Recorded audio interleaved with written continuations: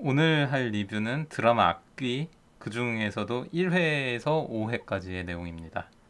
일단 악귀를 시작하기 전에 그 등장 인물을 소개를 먼저 해볼까 해요.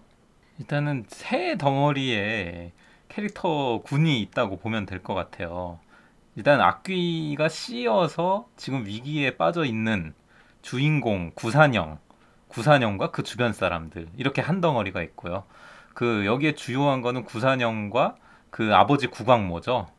이 악귀가 어떤 유전되는 그 집안 내력을 가지고 있고, 또 하나의 세력은 그 이 악귀를 쫓는 염해상 교수 쪽 세력의 인물들인데, 교수 쪽 그 배경에 대한 얘기는 사실 5화까지 내용에서는 잘 제시는 안 되고 있어요.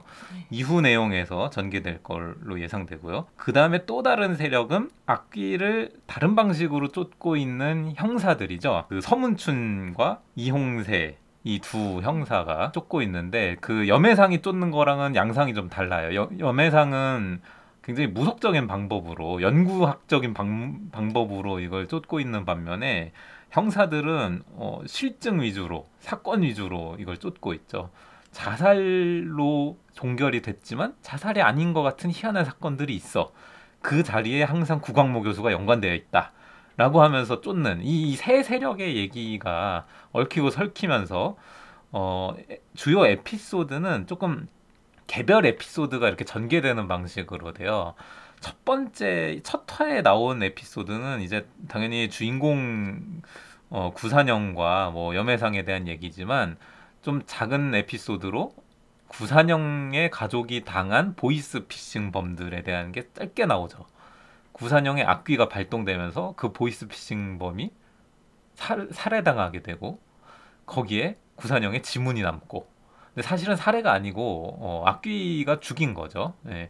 그러면서 미스터리 사건이 생기는 거고, 이제 악귀는 그런 식으로 구산형 주변의 사람들을 죽이면서 성장해 나가는데, 그 다음 에피소드로는 어, 구산형 친구 집에 몰카를 하려고 했던 학생들이 나옵니다. 2화에서는 그 학생들이 엮인 사건인데, 학교에 좀 학폭을 당하는 좀 미스테리한 소년이 있는데, 그 친구가 학교에서 자살을 하면서 뭔가를 알리려고 했던 정황이 있고, 그거는 사실은 학폭이 아니라 굉장히 뿌리 깊은 가정폭력. 네. 그거를 그 세상에 알리려고 했던 거죠. 이 친구의 원기가. 그래서 그 에피소드가 나오고, 3화에서는 이제 대학가를 둘러싼 사채업자들의 얘기가 나오고, 4화에서는 태자귀라고 하는 그 아이를 살해해서 부적을 만드는 되게 악행을 저지른 어떤 마을이 나오는 거죠. 이런 식으로 어, 큰 인물들의 엮임 사이사이에 작은 사건들을 해결해 나가는 그런 에피소드식 구성도 가지고 있어요. 이 드라마는. 예. 그러면서 5화까지는 이제 분명해지는 건, 산영이 씌인 악귀가 그 아버지로부터 온 것이다. 그리고 그 아버지의 악귀는 굉장히 뿌리 깊은 그런 무시무시한 악귀라서, 산영의 다음 동생이었던 이 집의 둘째죠. 아직 태어나지 않았던 둘째를 저주해서 죽였다는 상황이 밝혀지기까지 하죠. 그러면 산영의 엄마가 왜 그렇게, 니네 아빠는 뭐 어떻게 해서 어떻게 죽었어라는 얘기를 평생 비밀로 간직하고 있었죠. 그러다가 이 드라마가 진행되면서 조금 조금씩 에피소드가 밝혀지는 게, 왜 엄마가 그런 행동을 했는지 이해가 가는 대목이에요. 아주 질리게 만든 거죠. 이 그쵸. 아버지의 악귀가. 네. 그리고 지금 그게 딸에 네. 붙었다라는 상황인 거고요. 예, 무시무시하죠. 그렇습니다. 드라마 처음 5화 동안 가장 중요한 사건은 어떤 것으로 보시나요? 역시 산영과 그 아버지의 관계에 대한 게 제일 중추적인 뼈대가 되는 에피소드라고 봐요. 1화에서는 아빠가 멀리 떨어져 살고 있는 줄 알았는데, 1화에서는 산영이 자기 아빠가 어릴 때 죽은 줄 알았는데 사실은 최근까지 살아 있었고, 최근에야 죽었다. 그리고 약간 악귀에 씌인 것 같은 이상한 형태로 자살을 한 거죠. 그게 1화에서 밝혀지고, 그리고 이런 식으로 조금 조금씩 엄마가 아빠랑 만난 거에 대해서 모르고 있었는데 엄마는 서울 출생이라고 거짓말했는데 사실은 아빠 어떤 어느 동네에서 아빠를 만나게 됐고 그 시골에서 그 엄마와 앞귀에 얽힌 어떤 에피소드가 있었다 이런 식으로 하나가 밝혀지고 그 다음에는 산영에게 동생이 있었다 태어나지 않은 동생이 있었다 이런 게 밝혀지고 그러니까 산영이 아빠와 관련된 일에 대해서 거의 모르고 있었는데 그걸 차차 엄마를 통해서 밝혀지면서 이 얘기가 큰 축으로 이렇게 전개되는 게 이게 핵심적인 내용이라고 봐요. 가장 중요한 사건들이죠, 그게. 주요 캐릭터의 개성과 동기는 어떻게 표현되는 것 같나요? 일단 주요 인물인 구산형이라는 캐릭터에 대해 얘기하자면 뭐 이런 일일 드라마에 딱 어울리는 딱 젊은이 군의 하나의 상을 가지고 있어요. 아르바이트 하면서 억척스럽게 살아가는 청년, 취준생. 굉장히 전형적이고 감정이입도 쉽죠.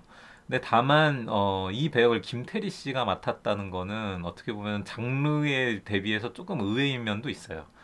그래요? 사실은 호러 장르의 주인공은 어떤 사람들이었는지 돌이켜서 생각해 보면 조금 창백하고 예민해 보이는 그런 사람들이 맞는 경우가 많아요.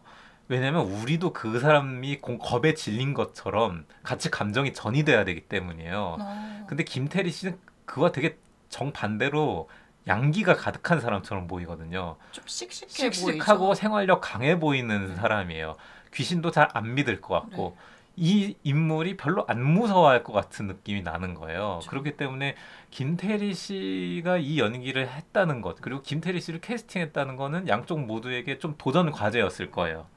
그리고 그런 것 때문에 김태리 씨가 휙휙 연기 변신을 하면서 각기 다른 악귀에 씌었을 때의 그 반응들이 사람들을 좀 열광하게 했던 것 같아요. 이 드라마가 처음 주목받은 계기도 뭐 그런 장면들이었죠. 사실 쇼츠로 많이 돌았잖아요. 네. 김태리 씨가 너무 예쁘게 나와가지고. 저 연기도 잘하고. 네. 네. 연기도 엄청 잘하고 그런 역할도 할 수 있네 싶은 장면들이 있었어요. 예, 그런 선머슴 같은 매력뿐만 아니라 이런 예민한 귀신 시인 역도 꽤 소화한다. 이런 거를 생수병을 들이키는 그걸로 유명한 장면이 하나 있었고 그것도 있었고 이전에 보라색 자켓을 입은 엄청 예쁜 김태리 엄청 예쁘게 꾸미고 나와서 홍세한테 귓속말을 하는 김태리의 모습이 있죠. 약간 이전까지의 김태리 씨는 그런 유형의 캐릭터를 연기한 적이 별로 없어요. 예, 씩씩한 청소년 같은 연기를 많이 해왔기 때문에 굉장히 매력적인 어떤 여성성을 드러내는 모습으로 그렇죠. 나타나서 굉장히 놀랐던 것 같아요. 그리고 염혜상이라는 사람에 대해서는 아주 처음부터 밝히고 가는 희한한 특성이 하나 있죠. 염혜상 주변에는 어떤 교복을 입은 청소년 하나가 등장하는데 딱 봐도 부자연스러워 보여요. 저 두 사람이 가족 같지도 않고 저 교복 입은 청소년이 실존한 인물 같지도 않고 염혜상은 귀신을 본다고 하는 주변 사람들의 얘기로 봤을 때 이 친구는 분명히 귀신이에요. 맞아요. 그리고 5화에선 드디어 그 귀신 모습이 드러나죠. 그런 걸로 봤을 때 이 캐릭터도 정말 독특한 거의 일상에서 마주치기 힘든 유형의 캐릭터인 거예요. 어떻게 보면 저는 이 드라마의 조금 약점 중에 하나이지 않을까라고 생각해요. 감정이입이 조금 힘들어요. 왜냐면 구산형이라는 사람도 자기 인격이 때때로 변하는 사람인데 그거를 쫓아가는 염혜상이라는 인물은 그러면 조금 톤이 가라앉아 있어야 되는데 이 사람도 굉장히 귀신을 자기 주변에서 늘 목격하는 식으로 약간 환타지적으로 떠 있단 말이죠. 그러니까 이 인물도 비일상적이고 이 인물도 비일상적이고 이 수레바퀴의 메인 극을 끌고 가는 두 인물이 조금 낯설게 느껴질 때가 많았어요. 저는 그래서 약간 초반에 봤을 때는 이 드라마가 명성에 비해서 조금 감정이입이 안 된다.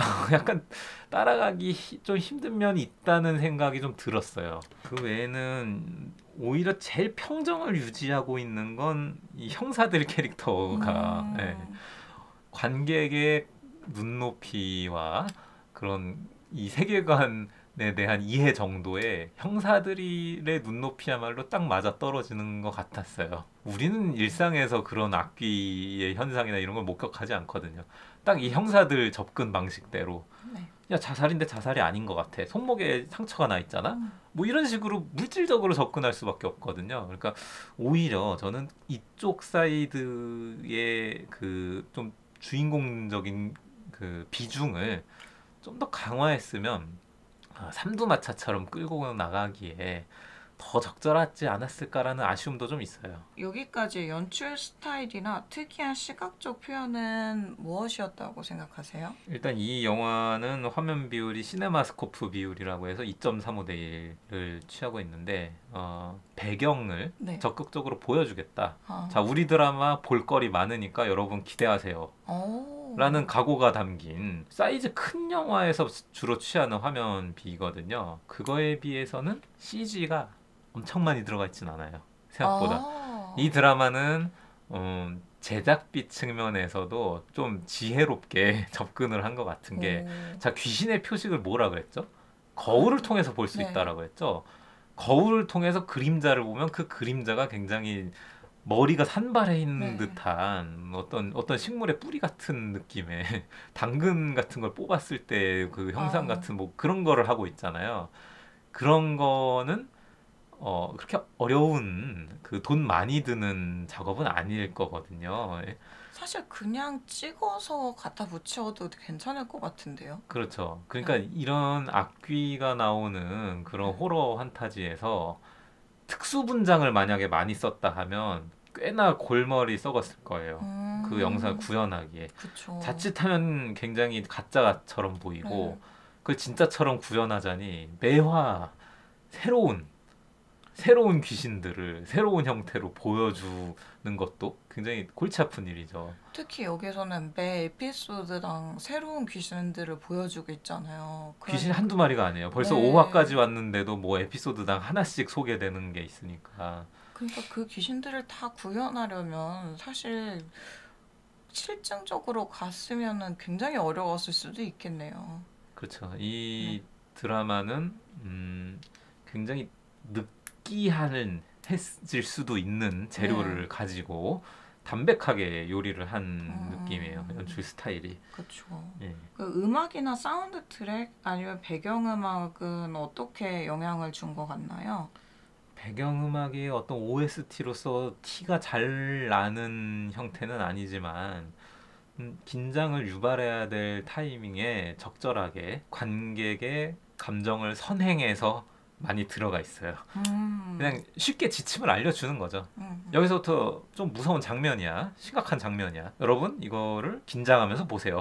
라고 가이드가 맞아. 잘 들어보면 다 붙어 있어요. 네. 예, 드라마에서 화면을 신경 쓰지 않고 조금 건너 보는 경향들이 있잖아요. 네. 드라마는 길기도 하고 그걸 다 정주행하려면 좀 집중력이 헤쳐지는 순간들이 있거든요. 그럼요. 그거를 그 특성을 잘 아는 거죠. 그러니까 음악을 통해서 쉽게 가이드를 줄게. 이 장면은 홀령이 나올 장면이야. 이걸 보면서 가. 뭐 그러면서 가이드를 주는 거고. 또 이 드라마가 어떤 호러적인 민속과 호러를 다루는 것 치고는 호러 영화에서 자주 쓰는 그 놀래키기 기법이라고 그러죠. 점프 스퀘어라는 네. 게 별로 없어요. 다만 긴장을 시키는 방식이 서스펜스적으로 들어가 있을 뿐이죠. 자, 거울에 뭔가 이상한 형상이 비치면 그건 악귀야.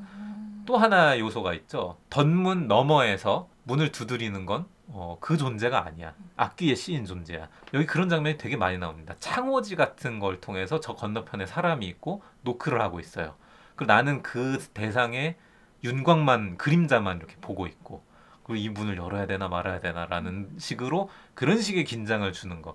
그런 공포 요소가 여기에 들어가 있고. 저는 그리고 좀 인상적이었던 게 보통 OST가 드라마를 잡아먹는 경우도 많잖아요. OST가 더 유명해져서 장면을 압도하는 경우들도 되게 많은데 여긴 그런 게 없었던 것 같아요. 사실 뭐 드라마 중에 유명한 건 나의 아저씨. 그쵸? 나의 아저씨 OST 같은 건 아예 가사가 네. 정확히 들리는 또 그 가사가 그 상황에 뭔가 적절하게 네. 융합하는 것 같은 굉장히 쨍하게 노골적으로 들리는 음악을 썼단 말이죠. 그것도 어떻게 보면 전략 중에 하나예요. 근데 이 드라마는 조금 음악을 통해서 낮은 분위기를 낮게 가라앉히는 방식을 쓰고 있는 거예요. 주요 캐릭터들 사이의 관계는 어떻게 변화한 것 같나요? 조금 전형적인 걸로는 구산형과 염혜상이 네.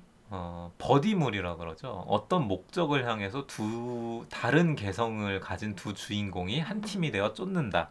이 버디물의 정석을 따르고 있어요. 당신 뭐야? 처음엔 싸우죠. 왜 나한테 악기가 씌었다 그래요? 나 그런 거 안 믿어요. 하면서 구산형은 밀어내고 염혜상은 계속 자기 방식대로 이 사람을 침범해 오고 불편한 상대처럼 처음엔 티격태격하면서 점차 뜻이 합쳐지는 걸로 그런 버디물적인 주인공의 역할을 잘 하고 있어요. 두 캐릭터의 관계성은.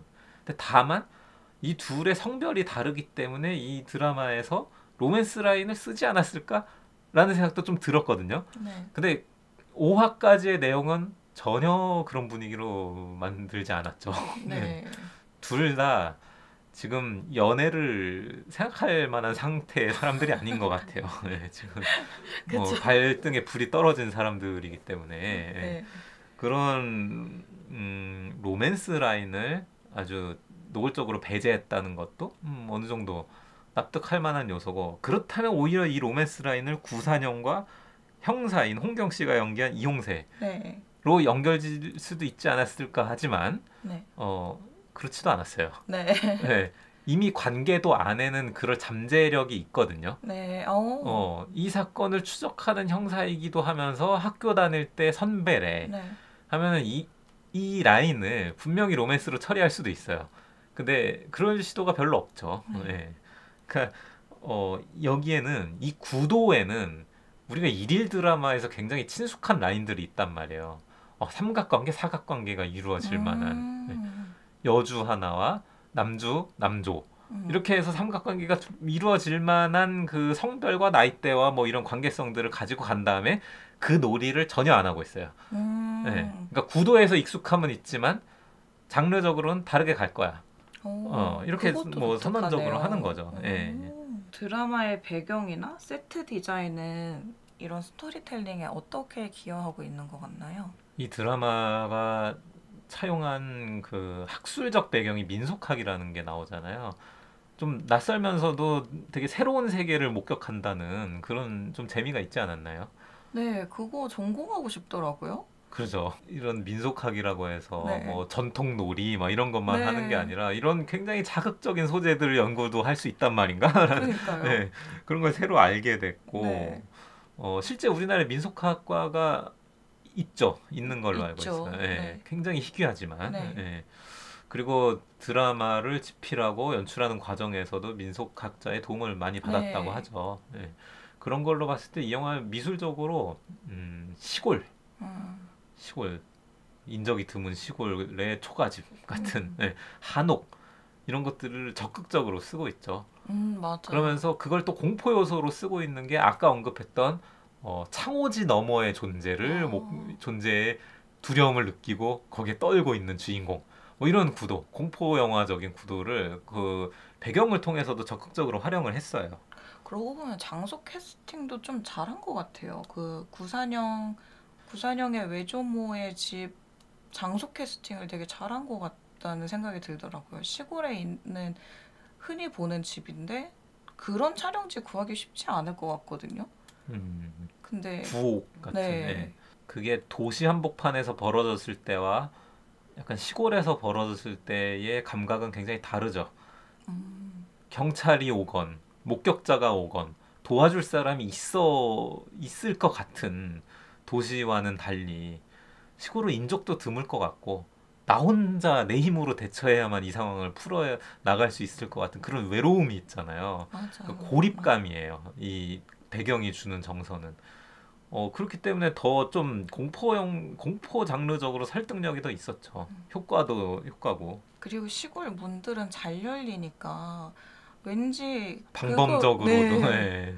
그걸 저쪽에서 열어버릴 것만 같은 막 그런 느낌도 막 그렇습니다. 들더라고요. 그런 긴장감도. 네. 여태까지의 스토리 전개를 통해서 앞으로의 에피소드에 대한 어떤 기대나 예상을 하게 만드는 게 있나요? 일단 구산영이라는 캐릭터가 자기 아버지에 대해서 지금은 명확한 태도를 가질 수가 없었어요.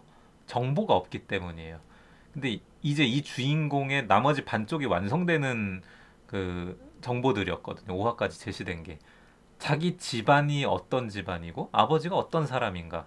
그리고 나에게 씌인 악기가 아버지로부터 왔구나. 이걸 다 알게 됐어요. 이제 이 인물이 큰 선택을 하게 되는 기로인 것 같아요. 그래서 구산형이 어떤 식으로 자기 의지를 관철해 나갈까, 어떤 의지를 가지게 될 것인가, 그러니까 이 캐릭터의 좀 성장이 기대되는 부분이기도 하죠. 5화까지는 좀 허겁지겁 자기 위기를 피하기 위해서 달려온 감이 있어요. 하지만 이제부터는 주체성을 가지고 뭔가를 할 것이다 라는 주인공으로서의 기대감을 가지게 되고, 오히려 염혜상 캐릭터 쪽으로는 이 인물이 위기를 가지고 올게 될 것만 같은, 네. 이 수평선이 음. 염혜상이 음. 주도해 나갔죠. 지금까지는. 자, 이런 악귀가 있어요. 저런 악귀가 있어요. 이런 걸 조사해 보죠라고 하면서 염혜상이 이끌고 가면 구산영이 자기 악귀를 어떻게든 벗어내고 싶어서 그걸 따라가는 형태였다면, 지금부터는 구산영이 리드하고 염혜상 쪽으로는 뭔가 발목을 잡게 되는 에피소드가 일어날 것 같아요. 네. 그래서 나머지 반 에피소드들이 지금까지와는 굉장히 다른 유형으로 전개될 것 같다. 이런 기대를 좀 하게 되네요. 그게 조금 어떤 기법이 있나요? 그런 라이팅 기법이 있나요? 딱 절반 되는 부분에서는 뭔가 양상이 바뀌기 마련이거든요. 네. 그런 사건이 일어나야만 된다라고 작법서에서 미드 포인트라고 하죠. 네. 그런 거를 주는데 그게 뭐 철칙은 아니에요. 네. 하지만 어쨌든 반 가까이 왔으면 관객들이 이 패턴에 익숙해져 있기 때문에 앞에 반을 통해서 세계관을 알았으면 뒤에 반은 다른 측면으로 휘몰아치는 새로운 전개를 보여줘야 되고, 뭐 그런 식으로 중간에 확 뒤집히는 사건이 한 번쯤은 있다. 그런 게 좀 뭐 작법 중에 하나이기도 하죠. 왜냐하면 저는 12화까지 다 봤잖아요. 네. 그러니까 그 말을 듣고 약간 놀랍네요. 첫 5화에서 가장 감동적이거나 인상 깊었던 장면이 있을까요? 감동까지는 잘은 모르겠어요. 네. 저는 앞서 얘기 드린 대로 약간 인물에 대해서 조금은 아직 덜 이입하게 된다라는 느낌이 있었기 때문에 오히려 뒷부분에 그런 부분을 기대해 볼 수 있을 것 같아요. 저는 김태리 씨의 얼굴이 너무 감동적이었어요. 그 미모가 어찌나 인상 깊던지. 김태리 씨가 그 목소리를 깔 때 네. 굉장히 허스키한 목소리를 얘기를 하시더라고요. 네. 그게 되게 기묘한 포인트를 줬어요. 네. 맞아요. 김태리 씨 목소리가 생각보다 외모에 비해서 굉장히 저음인 것 같아요. 그렇습니다. 네. 네. 이런 발랄 캐릭터는 좀 고음을 쓰면서 에너지를 막 끌어올릴 것 같은데 5화에서 그렇게 낮게 귓속말하는 부분이 저도 굉장히 기억에 남았거든요. 네. 기대하게 됩니다. 그 부분. 맞아요. 앞으로의 연기도 기대가 네. 되는 것 같아요. 여태까지의 내용을 바탕으로 이 드라마가 주려고 하는 주제나 메시지 이런 건 뭐가 있다고 생각하세요? 일단 이 드라마가 집안의 내력에 대한 거긴 하지만 에피소드들이 전개된 걸로 봤을 때 저는 이런 생각을 했어요. 사회의 그 밑바닥에 스며든 폭력에 대한 그 직관이 있거든요. 네. 그러니까 그런 대학생들을 대상으로 한 고금리 불법 대출 뭐 이런 소재도 그렇고, 가정 폭력, 그다음에 보이스 피싱 이런 것들이 사회 메인스트림에 아직 들지 못한 그런 청년층이나 그런 불우한 사람들을 대상으로 횡행하는 그런 폭력이거든요. 그럼 우리 사회의 악귀는 무엇인가? 그 폭력에, 그런 사회의 약자들에게 행해지는 폭력을 통해서 그 악귀가 깃든다. 뭐 이런 식의 메시지도 유추해 볼 수 있을 것 같아요. 맞아요. 네. 사실 요즘에 되게 논란이 많이 됐었죠. 이름이 없는 아이들. 그렇습니다. 출생신고가 안 된. 출산 기록은 있지만 네, 여기에서도 그런 아이가 한 명 나오잖아요. 그런 거에 대한 어떤 직관? 작가의 직관 같은 게 굉장히 좋은 것 같아요. 사건을 바라보는 직관 같은 게. 네. 그러니까 그런 에피소드들이 이 드라마 전체의 분위기를 형성하기도 하는 것 같아요. 네, 맞아요. 그럼 혹시 앞으로 어떤 게 기대가 되나요? 앞으로 더 재밌어질 것 같나요? 어떤가요? 저는 김혜숙 씨의 무시무시함과 네. 김태리 씨의 변화무쌍한 연기가 네. 한판 맞붙는 걸 네. 뒷부분에서 기대합니다. 네. 저는 아직 안 본 사람으로서 네. 어떻게 전개될지 모르겠지만 그런 것들을 기대하게 되네요. 앞으로 더 기대가 되네요. 네, 네. 이미 네. 종료는 했지만 다시 보기로 많이들 보고 있으니까. 이 드라마가 완결된 지 얼마 안 됐기 때문에 네. 이제 뒤늦게 네. 따라가면서 보는 사람들도 있을 거거든요. 저도 정주행 중입니다. 네. 김은희라는 이름이 헛된 게 아니구나. 네. 그렇게 기대를 하게 되는 드라마였고. 굉장히 성실하게 자료 조사를 했다는 느낌이 들게 합니다. 네. 한 화당 100번씩 퇴고를 한대요. 어때요? 그런 거. 끔찍하네요. 듣기만 해도 끔찍하네. 얼마나 고생을 했을지. 그쵸. 그러니까 그 정도면 거의 그냥 자기 의지로 그렇게 하는 사람이 있나요? 거의 좀 100번이나 같은 글을 보면 이렇게 이 글자가 무슨 글자인지 하고 약간 붕괴 현상이 일어날 것 같은데 보통 멘탈로는 수습이 안 될 것 같아요. 그렇게까지는 그쵸. 엄청난 애정이 있다는 뜻일 거거든요. 그쵸. 아니면 압박이라거나. 그쵸. 좋은 이야기 나눠서 감사합니다. 네, 네, 감사합니다. 오늘은 여기까지 하겠습니다. 네. 안녕히 계세요.